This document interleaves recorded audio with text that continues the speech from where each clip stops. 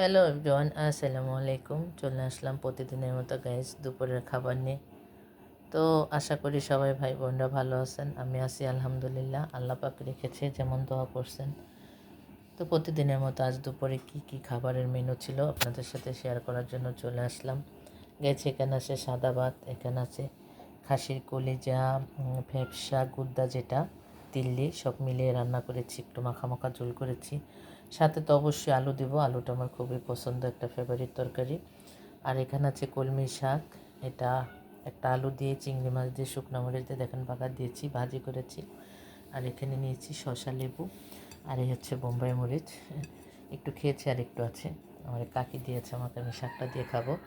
তো সবাই ভালো লাগলে অবশ্যই লাইক কমেন্ট শেয়ার করতে বলবেন। আমার রান্নার কালারটা কেমন হয়েছে সবাই অবশ্যই জানাবেন। আমার পেজটাকে সবাই বেশি বেশি ফলো দিবেন গাইস, সবাই শেয়ার করে দিবেন। তো আজকের মতো আল্লাহ হাফেজ, সবাই ভালো থাকবেন, সুস্থ থাকবেন। Thank you so much for watching my video.